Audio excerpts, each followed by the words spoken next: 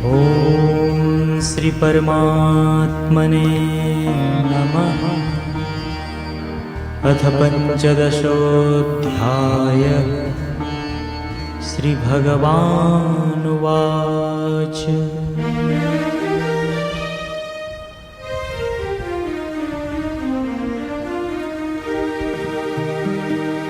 ऊर्ध्वमूलमदः शाखम् अश्वत्थं प्राहुरव्ययम्।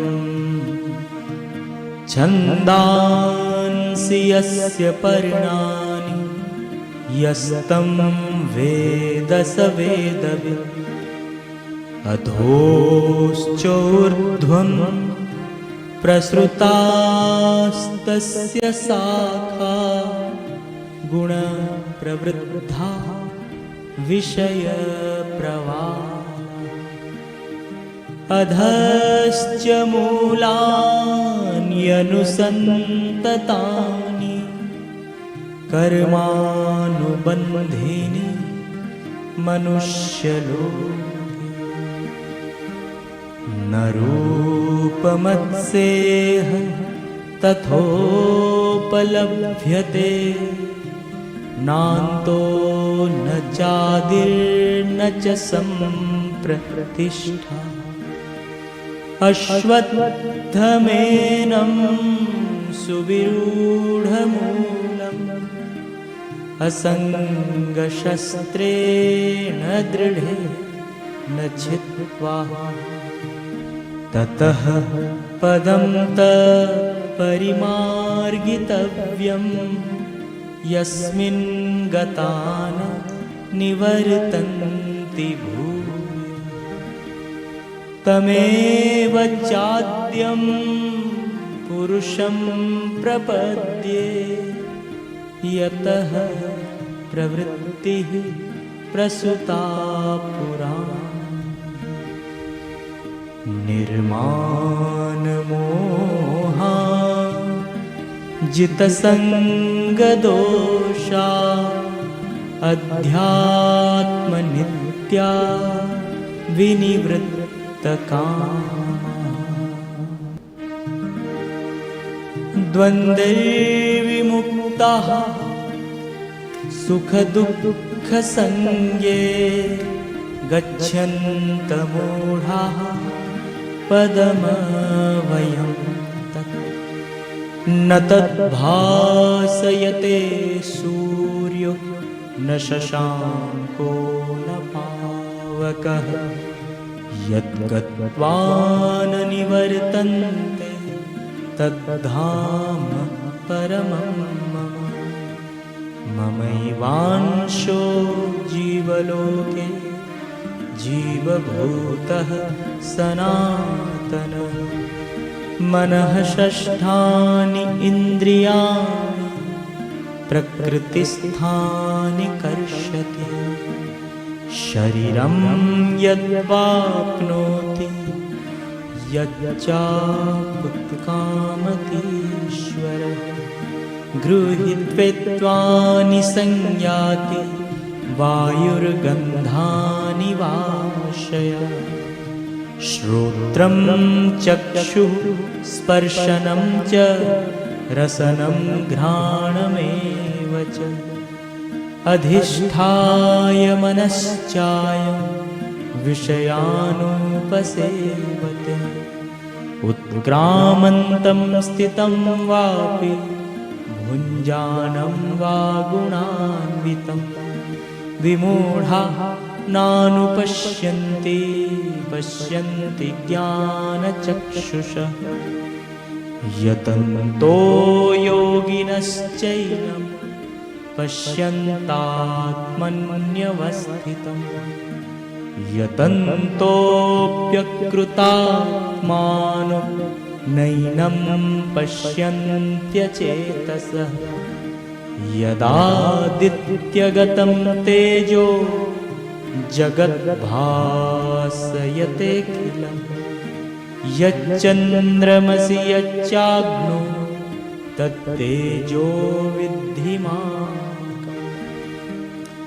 Gamma विश्व च भूतानि धारयाम्यहमोजसा पुष्णामि चौषधी सर्वाः सोमभूत्वा रसात्मकः अहं वैश्वानरो भूत्वा प्राणिनां देहमाश्रितः प्राणापानसमायुक्तः पचाम्यन्नं चतुर्विधम् सर्वस्य चाहं हृदि सन्निविष्टो मत्तः स्मृतिज्ञानमपोहनं च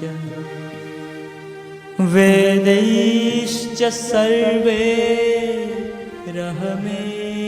वेद्यो वेदान्तकृद्वेदविदेव चाहम् द्वाविमो पुरुषो लोके क्षरश्चाक्षर एव च क्षरः सर्वाणि भूतानि कुटस्थोऽक्षर उच्यते उत्तमः पुरुषस्त्वन्यः परमात्मेत्युदाहृतः यो लोकत्रयमाविश्य बिभर्तव्यय ईश्वरः यस्माक्षरमतीतोऽहम् अक्षरादपि चोत्तमः अतोऽस्मि लोके वेदे च प्रथितः पुरुषोत्तमः यो मामेव सम्मूढो जानाति पुरुषोत्तमं स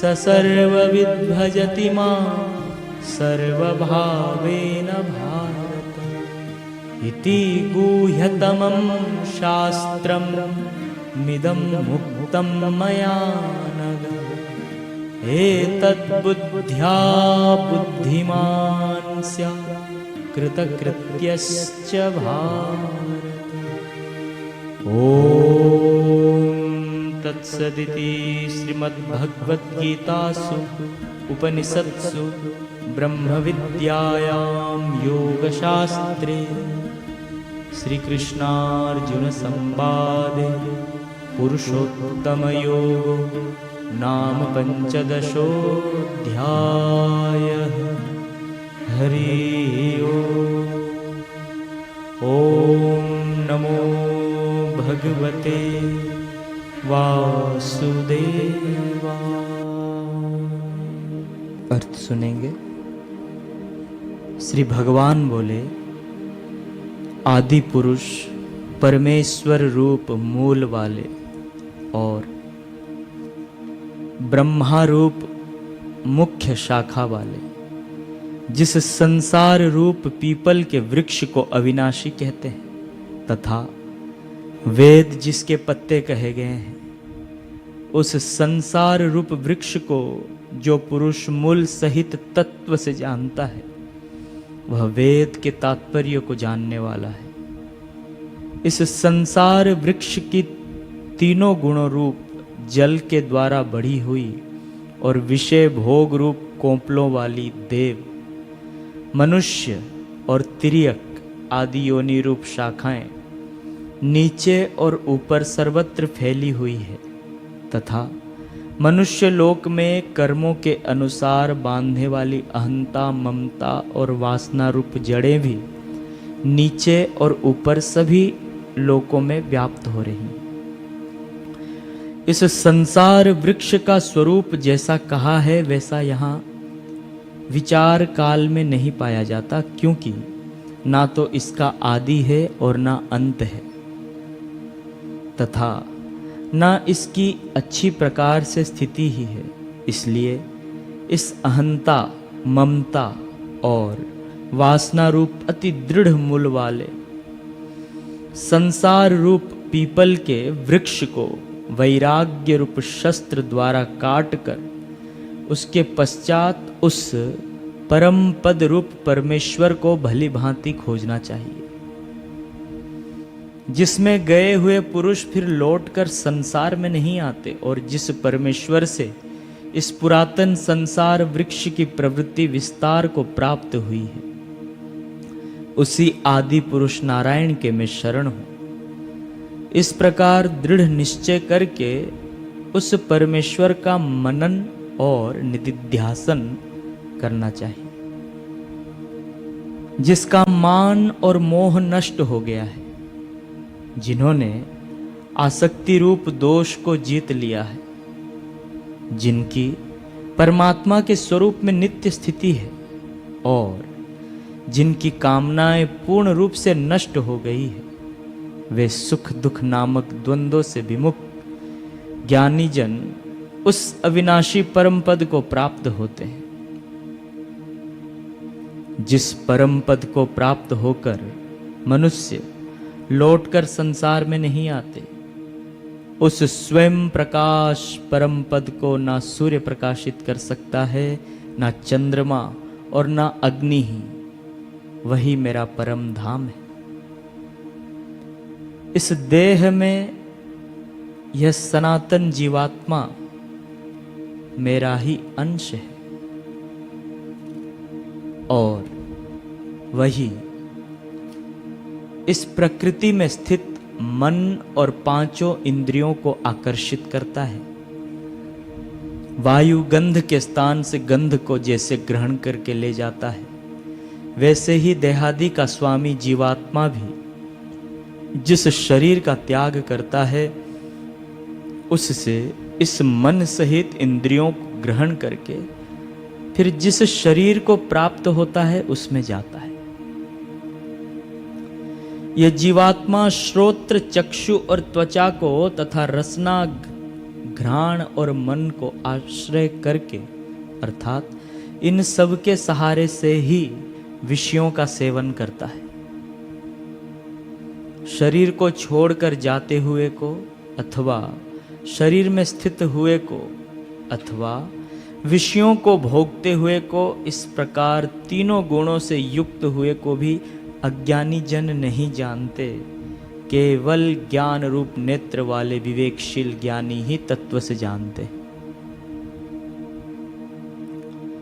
यत्न करने वाले योगी जन भी अपने हृदय में स्थित इस आत्मा को तत्व से जानते हैं, किंतु जिन्होंने अपने अंतःकरण को शुद्ध नहीं किया है, ऐसे अज्ञानी जन तो यत्न करते रहने पर भी इस आत्मा को नहीं जानते।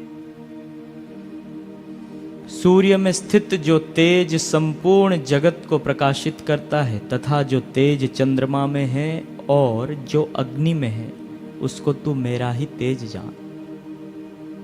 और मैं ही पृथ्वी में प्रवेश करके अपनी शक्ति से सब भूतों को धारण करता हूं और रस स्वरूप अर्थात अमृतमय चंद्रमा होकर संपूर्ण औषधियों को अर्थात वनस्पतियों को पुष्ट करता हूं। मैं ही सब प्राणियों के शरीर में स्थिर रहने वाला प्राण और अपान से संयुक्त वैश्वानर अग्नि रूप होकर 4 प्रकार के अन्न को पचाता हूं। मैं ही सब प्राणियों के हृदय में अंतर्यामी रूप से स्थित हूं तथा मुझसे ही स्मृति ज्ञान और अपोहन होता है और सब वेदों द्वारा मैं ही जानने के योग्य हूं तथा वेदांत का कर्ता और वेदों को जानने वाला भी मैं ही हूं। इस संसार में नाशवान और अविनाशी भी ये 2 प्रकार के पुरुष हैं। इनमें संपूर्ण भूत प्राणियों के शरीर तो नाशवान और जीवात्मा अविनाशी कहा जाता है। इन दोनों से उत्तम पुरुष तो अन्य ही है, जो तीनों लोकों में प्रवेश करके सबका धारण पोषण करता है तथा अविनाशी परमेश्वर और परमात्मा इस प्रकार कहा गया है। क्योंकि मैं नाशवान जड़वर्ग क्षेत्र से तो सर्वथा अतीत हूं और अविनाशी जीवात्मा से भी उत्तम हूं, इसलिए लोक में और वेद में भी पुरुषोत्तम नाम से प्रसिद्ध हूं। हे भारत, जो ज्ञानी पुरुष मुझको इस प्रकार तत्व से पुरुषोत्तम जानता है, वह सर्वज्ञ पुरुष सब प्रकार से निरंतर मुझ वासुदेव परमेश्वर को ही भजता है। हे निष्पाप अर्जुन, इस प्रकार यह अति रहस्य युक्त गोपनीय शास्त्र मेरे द्वारा कहा गया। इसको तत्व से जानकर मनुष्य ज्ञानवान और कृतार्थ हो जाता है। इस प्रकार उपनिषद, ब्रह्म विद्या तथा योग शास्त्र रूप श्रीमद् भगवत गीता के श्री कृष्ण अर्जुन संवाद में पुरुषोत्तम योग नामक 15वां अध्याय पूर्ण हुआ।